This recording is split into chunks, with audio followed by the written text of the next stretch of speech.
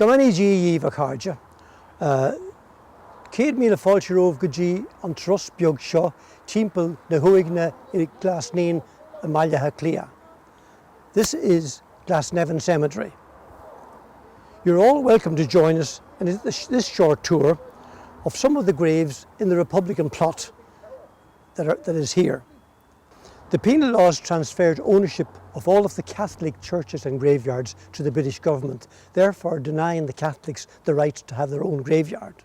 But then with the passing of the Emancipation Act, Daniel O'Connell and some other friends developed and created this Glasnevin Cemetery. Now Daniel O'Connell is actually buried here, and we'll talk about him later, and the round tower is in his memory. To visit here is awe-inspiring. There are over 1 million people buried in this cemetery, and most of them Dubliners. There's history here in abundance. The Irish fight for freedom looms large here with the graves of Fenians, some brought back from America, graves of young Irelanders, and of the 1919-21 War of Independence, and indeed more recent attempts to secure justice and freedom. You read the headstones and you consider these very ordinary people exuded courage and optimism when they took on the might of the greatest empire in the world, indeed the world has ever known. One would have to be inspired by such amazing people. There are 120 acres here in this walled area with 10 watchtowers, which back in the day was to protect the graves from the body snatchers, which apparently was a very lucrative business back in those times. Here are works of eminent sculptors, architects, stonemasons, with their tremendous and exciting creations. This short tour will concentrate on the Republican plot, and I will provide a short profile of the people buried there, and where appropriate, maybe a little interesting story, and if there's any connection to Tyrone. This video is geared for anyone interested, but especially for younger people, as a knowledge of Irish history is so important to know where we're coming from and to know where we're going. This idea is created by Dominic Darcy of Tattyreagh and Joe Ferris of Glenhorgel, townlands just outside Omagh. So, with that introduction, I'm going to commence the tour. Here lie the remains of Roger Casement, whose remains lay in Pentonville prison for many years before they were transferred here in 1965. Now, Roger Casement was from an Anglican family. He was born in Dublin, but he took a great interest in Irish culture, in the history and the language, and indeed was involved in the setting up of the annual Féisceanna in the Glens of Antrim. He became famous for his work on behalf of the people of Peru and also the Belgian Congo, where he exposed the awful cruelty that was imposed upon the people by the king of the Belgians in the rubber plantations and also in Peru. He was knighted for his work in Peru, so he became Sir Roger Casement. Because of his interest in the Irish history and Irish language, he became involved with various leaders of the Republican movement leading up to the 1916 Rising. And I was almost going to say the 1916 Rebellion, but somebody pointed out to me that to rebel is against the lawful authority, whereas a rising is certainly a rising of the people. And he became involved and went to Germany in order to help to secure arms, to source arms for the rising in 1916. Unfortunately, due mostly bad luck, the ship, the Oud, came into Bannostrand, and unfortunately they had to sink the ship, and Roger Casement was captured. He was transferred from here then to England, where in August in 1916 he was executed. He was hanged in Pentonville prison as a common criminal. Roger Casement. Remains lay in Pentonville prison for many years before they were transferred here in 1965, when he was brought home, and the hundreds of thousands of people that gathered along the streets and in this cemetery. Indeed, I was privileged to be one of them. The sentence to death of Roger Casement caused uproar throughout the world, with leaders of academia, religious leaders, everyone protesting against the sentence. And just on a nice little note, Robert Service, who wrote The Reclamation of Sam McGee and Dan McGrew, those wonderful poems, he actually wrote a most beautiful poem about Roger Casement. That's how much he touched the hearts of so many people because of the humanitarian work he had done throughout his lifetime. Here are the 10 forgotten martyrs, which includes Kevin Barry. The others are Paddy Moran, Thomas Whelan, Bernard Ryan, Frank Flood, Thomas Traynor, Thomas Bryan, Patrick Doyle, Edmund Foley, and Patrick Marr. Now, Patrick Marr is buried in Ballylanders in County Limerick, but all the others are buried here, including Patrick Marr. They lay for years in Mountjoy prison. They were hanged there at different times, but Kevin Barry was the first to be hanged, and I'll return to Kevin at the end of the tour. This video was prompted by the fact that it will be 100 years since Kevin Barry was executed in Mountjoy jail by the British. All of these young men were executed by the British, and Kevin being the first. They were consigned to convict graves within the prison, and 6 of them were executed on one day in March the 14th, 1921. In 2001, this glorious reburial of these splendid heroes took place here in this beautifully planned grave. All are reburied here except Patrick Marr. Many watching this video will remember that day. We followed the coffin from inside Mountjoy prison to the Pro Cathedral to Glasseven Cemetery. There were hundreds of thousands of people who turned out. And my wife Katrina and I had the extraordinary privilege of being inside the prison to see the coffins before they left the prison. And I had the extraordinary opportunity to touch the new coffin of Kevin Barry, who was a hero of our childhood and of so many people's childhood over all those years. One of Kevin's closest friends was a Dungannon man from Tyrone called Jerry McAleer. They knew one another in Belvedere College and subsequently in UCD, where they both studied medicine. And Jerry qualified and led a very successful life as a physician in London. The Tyrone GAA Club in Derrylaughan is named in honour of Kevin Barry. Here is the Sigerson Memorial, just inside the gates of Glasnevin Cemetery in Dublin. Here is the Pieta, designed by the poet Dora Shorter Sigerson. She was Dora Sigerson and married a man named Shorter. It is a most exciting piece of sculpture based on Michelangelo's famous Pieta in St. Peter's in Rome. Our Lady in the sculpture is actually Mother Ireland, and the dying Christ is a reflection of the Irish heroes, and it is said that the face resembles that of Pádraig Pearse. Dora was a daughter of the famous surgeon Dr. George Sigerson, who lived in Clare Street in Dublin. He was born and reared and lived in Hollyhill in Strabane, County Tyrone. And of course he's remembered by the University Cup for the GAA trophy, the Sigerson Cup.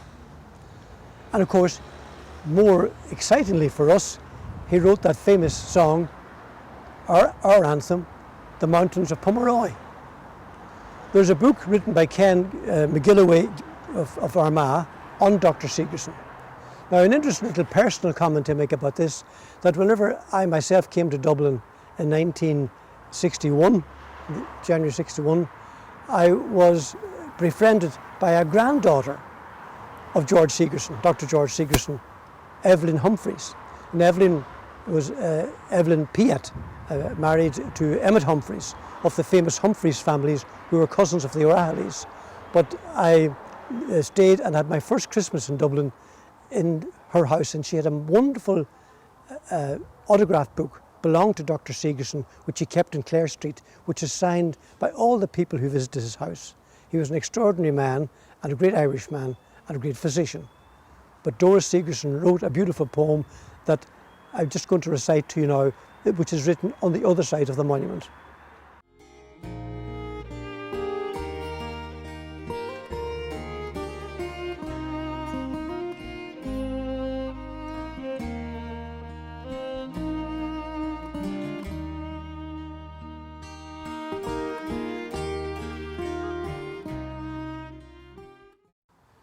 Dum come glóra day agus onor na heron. She Dora Sigerson Shorter, Filla agus Dalvor, a crochig on Dalaf Shaw. This was designed by Dora Sigerson Shorter herself, and she wrote some beautiful poetry, and the lines that are inscribed here are the sacred fire. They lit a fire within the land that long was ashes cold. With splendid dreams they made it glow, threw in their hearts of gold. They saw thy slowly paling cheek and knew thy failing breath. They bade thee live once more, Kathleen, who wert so close to death. Now for the great O'Donovan Rossa, whose funeral took place here in 1915. Padraig Pearse's speech made O'Donovan Rossa part of our Republican heritage. He was born in Rena near Rosscarbery in West Cork, and he started the Phoenix Club in Skibbereen. He's also commemorated by a large rock inside the gate of St Stephen's Green in Dublin. O'Donovan Rossa was a great believer in his time of physical force, and he brought the war to England. He paid greatly for his efforts, and not only was he imprisoned, but he was exiled. He lived in New York, and when he died, John Devoy proposed that he would bring his body back to Ireland. And tens of thousands of people came into this cemetery on that day in 1915, and someone reckoned that nearly 250,000 people lined the streets of Dublin. That fact demonstrates that there was a great percentage of Irish people supportive of Padraig Pearse and the 1960 leaders. But O'Donovan Rossa, and of course the famous words of Padraig Pearse, while Ireland holds these graves, Ireland unfree shall never be at peace.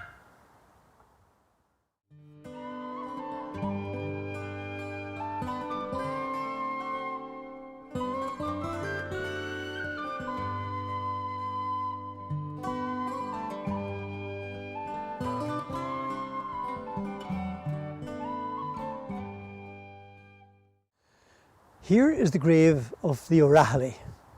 Now the O'Rahilly took part in the Rising of 1916, and in fact he was fatally wounded on his attempt to escape from the GPO, which was in flames after the British bombed it with their boat the Helga, and he was wounded and died in Moore Street in Dublin.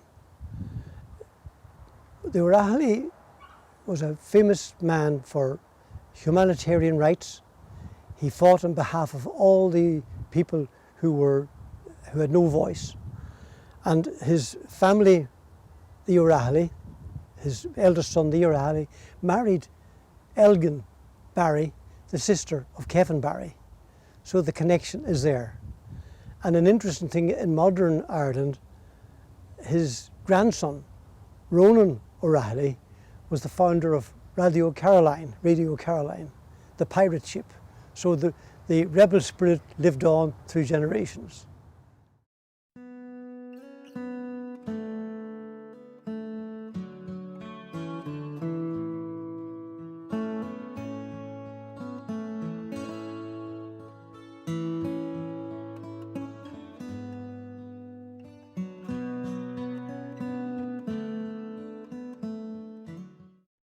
Here, beside the O'Rahilly in the Republican plot, is buried Muriel Gifford McDonough. In loving memory of Muriel Gifford McDonough, died on the 9th of July 1917, just a year after her husband's execution as one of the leaders of 1916. She's the widow of Thomas McDonough, who was executed on the 3rd of May. Now, Muriel Gifford came from a family in which a book has been written with the title The Unlikely Rebels, because they were while the father was a Catholic, they were an establishment family, and her mother was a Church of Ireland or Anglican. It was a part of the agreement of their marriage that the girls would be brought up Protestant and the boys Catholic. And that's what happened. but all the girls eventually participated in the work for Irish freedom. Muriel married Thomas McDonagh, and of course Joseph Mary Plunkett married the famous Grace Gifford. And just an interesting little attachment here, again making the Tyrone connection.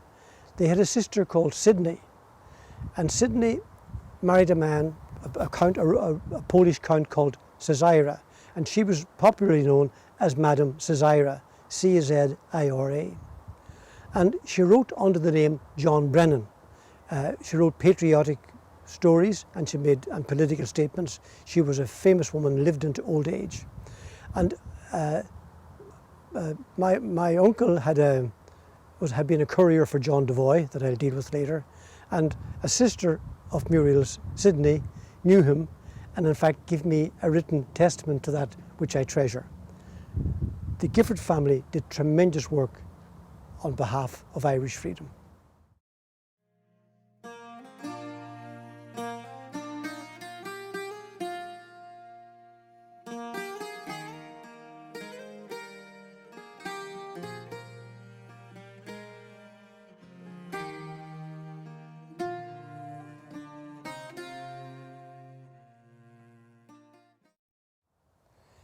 Here lies John Devoy, the greatest Irishman ever, and in fact inscribed on the back of the cross headstone is John Devoy, the greatest of the Fenians, a quotation from Pádraig Pearse.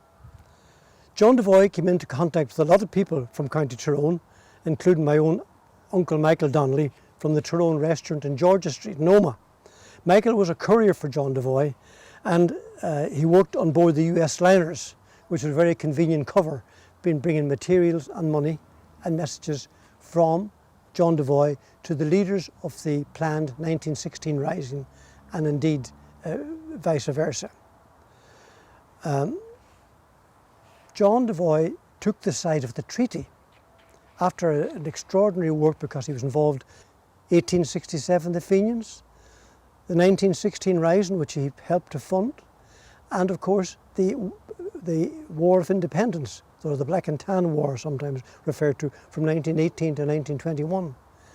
But regrettably, like a lot of things that happened in those years, he took the side of the treaty, and my uncle, of course, was anti-treaty, and they parted company.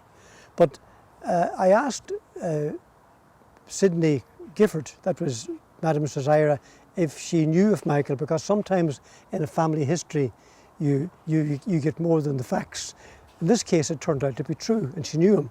And she told me the story that they used to meet, all those young people at that time used to meet in the home of the Countess Markovich in Rathmines, and that when Michael was home, that was the place he headed for.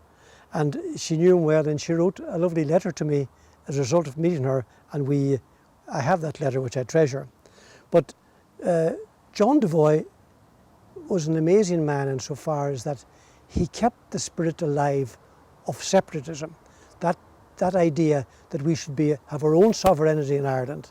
And he and the other Fenians, like John O'Mahony, James Stephens, John O'Leary, John Devoy, they were just an amazing, amazing people. And here we pay homage to John Devoy. And John Devoy was born in 1842 and he died in 1928.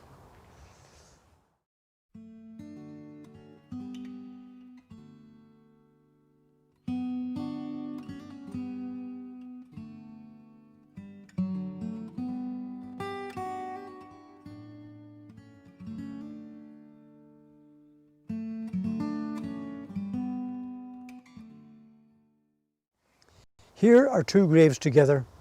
One is Brian O'Higgins and his wife Anna. Now, Brian O'Higgins would have been famous, and many of my generation will remember that you were under severe obligations when you were buying Christmas cards to make sure that there were Brian O'Higgins cards, because they would have a Celtic design and some mention of God in them, the meaning of Christmas, and also many of them were in the Irish language. But Brian lies here beside his wife Anna, and Brian died in 1963.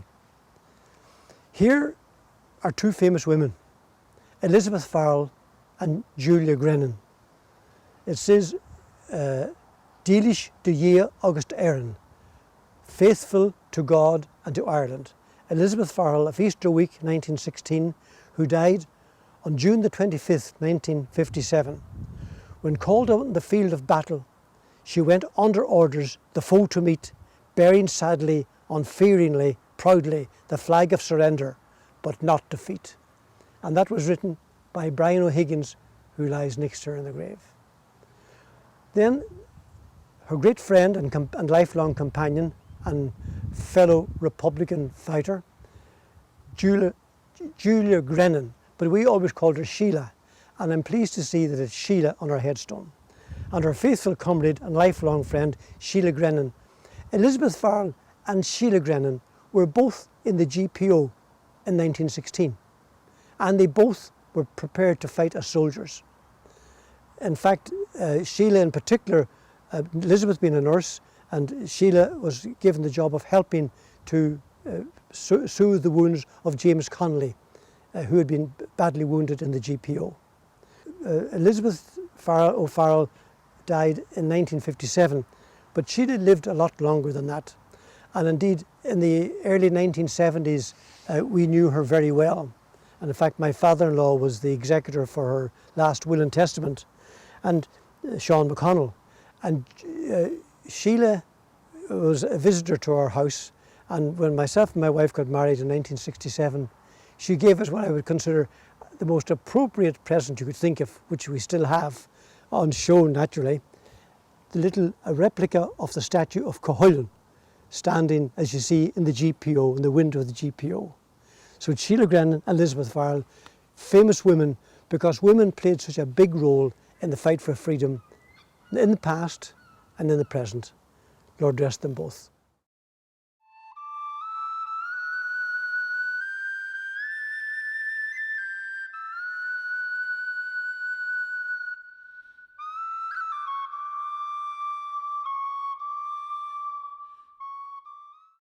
Here is a most interesting and historic headstone. In 1920, there was a mutiny of Irish soldiers in India who were protesting against the terrible things being done by their so-called comrades in Ireland. They protested, and they were, of course, needless to say, the mutiny was put down, and James Daly was executed.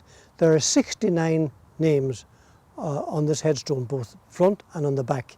And just finally, I have to say that James Daly's, his remains were brought back to Turles Pass. And indeed, I was at that funeral too, like so many more people who are listening to me. And I would like now just to introduce you to Eamon McPhillips, who's going to sing a verse of a song about the Indian Mutiny, and in particular, James Daly. Arise, arise, young Daly cried, come join along with me. We'll strike a blow for liberty. A regiment will mutiny and support our friends at home. And the drums they were a beating time, while the pipes did loudly play. When Daly died, the drums did beat. That morning in the dash I heat, now we'll beat the drums no more. This memorial was erected by the National Graves Association, who have taken on the responsibility of looking after the graves of Republicans. They're a self-financing group, and they need all the support they can get. So just remember the National Graves Association. This particular memorial is not those who can inflict the most, but those who can suffer the most who will conquer. That's a quotation from Terence McSweeney. And this memorial is to all who died in hunger strike, starting with 1917 Thomas Ashe, in 1920 Michael Fitzgerald, Joseph Murphy and Terence McSweeney, then Joseph Whitty, Dennis Barry, Andy Sullivan, and in 1940 Tony Darcy, Sean McNeila, and in 1946 our own Tyrone, Sean McCahey, and in 1974 Michael Gohan, and in 1976 Frank Stagg, and then the 10 hunger strikers in 1981, Bobby Sands, Francis Hughes, Ray McCreesh, Patsy O'Hara, Joseph MacDonald, Martin Hurston, Kevin Lynch, Kieran Doherty, Thomas McElwee and Mickey Devine. They are the names that Dora Segerson mentioned, that they lit a fire within the land and they enkindled it with their hearts of gold. How appropriate for this memorial. And this memorial was erected by the National Graves Association, and the sculptor was Jan Goulet, who was a Breton living here in Ireland, and was donated by the Greeley family from Rathcoffey in County Kildare. And it's a masterpiece of a sculptor as well in bronze. This monument was erected in memory by the National Graves Association and the memory of the 10 forgotten patriots whose remains lay buried in the grounds of Mountjoy Jail. All the names are here exactly as on the new grave where they are now buried in the same graveyard. And it's a beautiful headstone, and it says Emon Kivna Air and all the names Ogley na Heron, executed in Mountjoy. And in front here is the grave of a very famous Irish Republican from Cork City, Daithí O'Connell, also known as Dave O'Connell.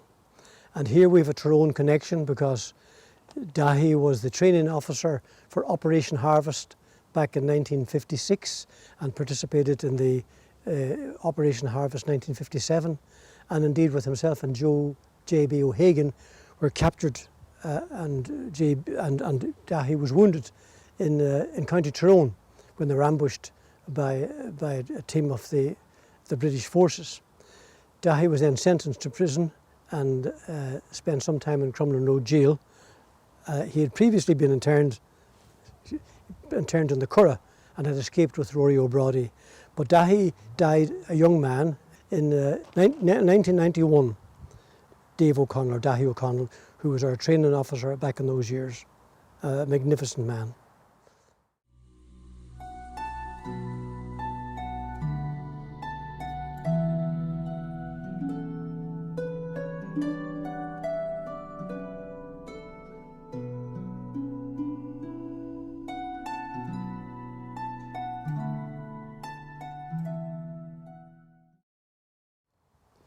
I'm now speaking from another part of the Republican plot.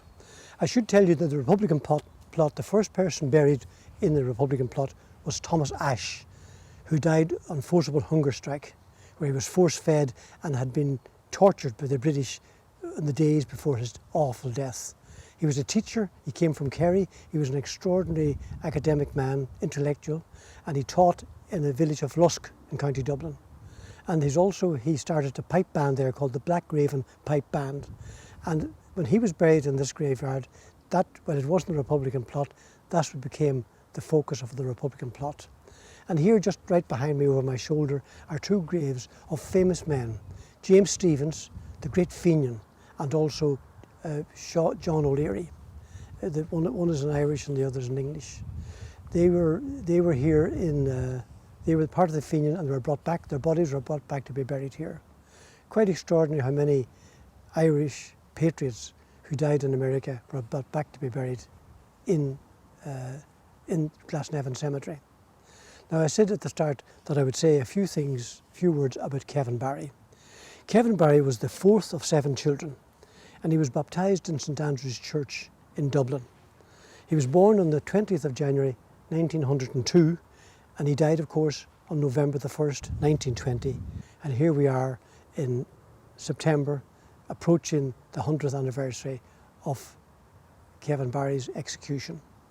He was captured at the junction of King Street and Church Street, where there's a British Army supply collecting bread at a bakery. And the plan was that they would disarm the soldiers and there would be no shots fired, and they would take their arms and go off in preparation for other things. But the problem was that there was a soldier in the back who was covered by the others, and he wasn't seen by the IRA, and he fired a shot which alerted all of them, and then a firing began. 3 soldiers were shot, 1 was shot dead, and 2 were fatally wounded. They died in the following days. And of course there was a retreat, and the IRA left. But unfortunately Kevin Barry had not been able to leave with the rest of the group, and he hid under a lorry because, unlike the others, he had a .38 Mauser revolver which had jammed not once but twice. So it's unlikely that he could have fired many shots. But in any event, a lady whom the Barry family would say probably thought he was going to be run over by the lorry said, look, there's a man under the lorry. And that was Kevin Barry, and the British soldiers jumped out of their own lorry, surrounded him and took him prisoner. He was born in he lived in Fleet Street in Dublin because the family were from County Carlow, near Rathvilly, and his father worked as a farmer in Tombag, if I pronounce it right, near Hackettstown. They had a dairy business in Carlow and they sold the milk in Dublin from Fleet Street. His mother came from a place called, believe it or not, Drumquin, but not our Drumquin, it is Drumquin, County Carlow. But Thomas, that's the father of Kevin Barry's father, died at the early age of 57, and the mother then moved to Tombig. He went to primary school in Rathvilly, and then on one occasion he attended a Manchester Martyrs commemoration, and that really initiated his keen interest in the fight for Irish freedom. He attended Belvedere College, Jesuit College, and was a member of the junior rugby club, and in fact was chosen for the senior team. He was dedicated to his studies, and he won a corporation scholarship to study medicine at UCD. And as I said earlier, his close friend was a Dungannon man named Jerry McAleer. He joined the IRA aged 15 in C Company and then moved to H Company under the command of Seamus Kavanagh. He participated in several successful IRA actions and the taking of 25 rifles from the Queen's Inn in Dublin, which is the lawyers' area. And because of that successful raid, he was promoted section commander. And on September the 20th, 1920, he went to Mass and he joined the other IRA volunteers on Bolton Street. They were ordered to ambush the British Army service lorry at the Bakers. But Kevin was doing an exam that afternoon, and some of the others didn't want him joining them. And he said, no, this will be all done. I'll be back at the college for the exam at 2 o'clock. Unfortunately, he wasn't. The truck arrived late under Sergeant Banks, and because it arrived late, it upset their plans a little bit. 5 soldiers were laid down their arms at the instruction of Kevin Barry, who had his gun, but an undercover soldier fired the shot. The people who were on the bakery, they were the Duke of Wellington Regiment, but the Lancashire Fusiliers were quite nearby. That's why there was to be no shots fired, because they knew that the odds would be against them. And they arrived and surrounded the whole area. Sir Neville Macready, who was the chief of British forces in Ireland, appointed Brigadier General Onslow and 9 other officers to hold a court-martial. And a solicitor called Sean O'Huey appeared to represent him. But Kevin said, I do not want any representation. And the IRA GHQ thought maybe he should have, but he was so insistent he didn't want anybody, and he involved his sister Cathy to make sure that nobody would break that promise to him. So there was an adjournment, and then he was reconvened, and he was asked how did he plead. He said, I refuse to recognise this court. And he sat reading a copy of the Evening Mail, and any questions the Brigadier asked him, he said, don't be bothering me, I have no interest. And the Brigadier said, well, I have to ask you these questions. And Kevin said, okay, so, and said yes or no, as the case may be. There was no sentence passed publicly. He was taken from the court, and that night a captain came to his cell and said, you've been sentenced to death and you're going to be executed tomorrow morning. It was as near and as close and as dreadful as that. Canon John Waters, chief chaplain to the prison, and he said he was the bravest man he ever saw. He couldn't believe how strong he was. And there's a Harry Clark window, a stained glass window at UCD in his honour. And of course the song Kevin Barry was sung by Paul Robeson, Lonnie Donegan and the Dubliners and many more. And of course we all knew it from as children growing up, young people growing up, particularly in the 6 counties. And 3 weeks later, on November the 21st, 1920, the Collins squad, because Michael Collins was very annoyed at the British executing this man, 18-year-old, despite all the international pleas for his reprieve. And on the 21st of November, the Collins squad assassinated 14 British spies, leading to the Croke Park Bloody Sunday. But some people, commentators, say that Michael Collins was so vengeful at what the British had done to Kevin Barry that that was another result of that. But to Kevin Barry and all who lie in this Republican pot, I say, Gunani dia trokara era nanamaka galer. Slán.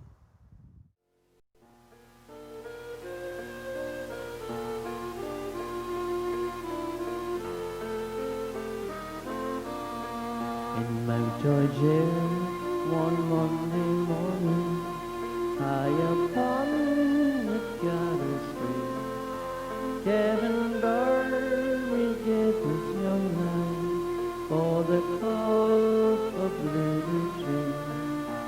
Just a lad of 18 summers, yet there's no one can deny. As he walked to death that morning, he proudly held his head on high. Why not shoot me like a soldier? Do not hang me like a dog. For I fought to free old Ireland on that bright September morn. All around that little bakery where we fought from hand to hand. Why not shoot me like a soldier? For I fought to free our land.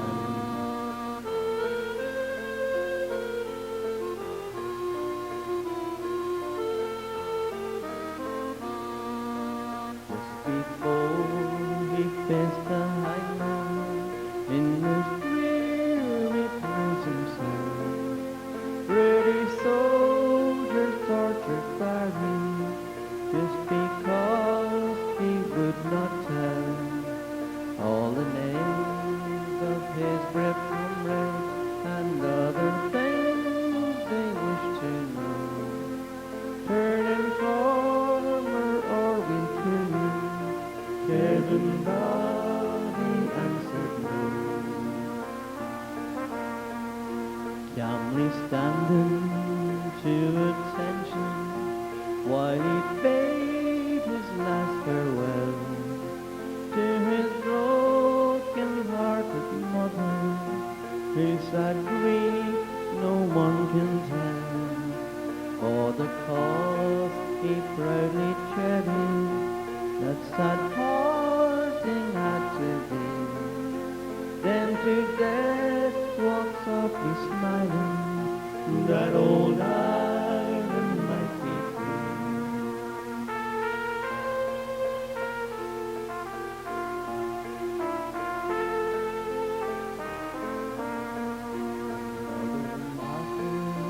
For old Ireland, another murder for the crown. His brutal laws may kill the Irish, but can keep their spirits down. Lads like Barry are no cowards, from the foe they will not fly. Lads like Barry will free Ireland, for her sake they live and die. Lads like Barry will free Ireland, for her sake